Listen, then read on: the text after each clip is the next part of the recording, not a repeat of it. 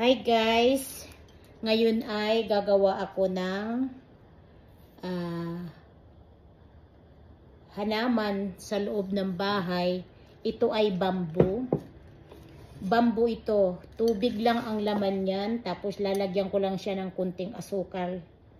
Para siya ay tubig lang yan. Tapos mabubuhay yan siya dito. Dito na siya mabubuhay.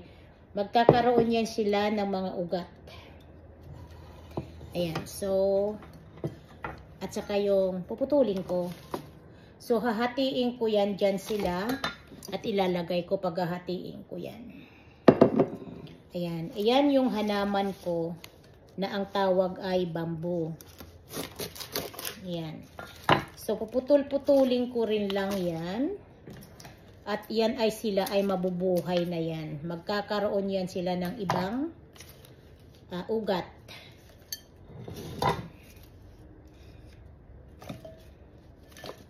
Ayan, tapos magsasangayan sila, magkakaroon yan sila ng ugat dito. So, dadagdagan ko pa yan.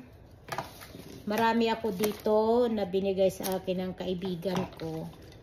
Kasi nagustuhan ko, kaya sabi ko, bigyan mo naman ako niyan. Pinaghahati ko, tapos ayan. Yan, pinaghati ko, nakaduktong yan, pinaghati ko sila, tapos lalagay ko dito. Yan, dadamihan ko pa yan para medyo ay masaya sila. Yung ganon. So ito, ayan o, puputulin ko yan. Yan. So kaya guys, kung ito ay ang tawag ay bamboo. Kaya guys, kung mayroon kayong ganyan, pwede kayong gumawa ng mga hanaman ninyo paraan ng tubig. At pwede rin ninyo yan itanim sa lupa. Pero itong bamboo na to ay doon siya nabubuhay sa hindi mainit. Kailangan hindi mainit yung yung pagbubuhayan niya. Ayan, so, nakagawa ko ng isa. Ang isa naman gagawin ko. Kahit anong hanaman, kung gusto nyo magtanim, kahit ano pa yan, idaan nyo muna sa tubig. Ibabad nyo muna sa tubig siya. Ay, iyan ay mabubuhay na yan siya. Basta alagaan lang ninyo. Kasi ang mga hanaman ay parang din yan. Tao. Ang hanaman ay nabubuhay sa lupa at saka sa tubig. Parang tao din yan. Kailangan nila ng tubig na mabuhay sila dyan.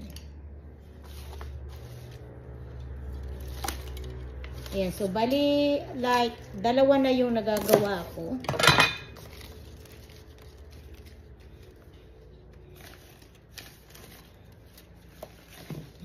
Pangalawa na itong nagagawa ko.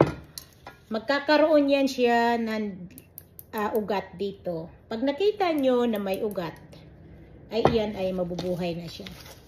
At syempre, papalitan ninyo ng tubig yan. Para naman sila ay masaya. Ganun. Kahit may ugat na, papalitan nyo ng tubig.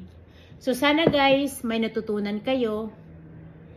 Pag dumaan ito sa wall nyo, paki-like, share, and comment down below. Thank you. And don't forget Ruthie Peters YouTube channel. Sana makilala ko kayo lahat. And thank you so much.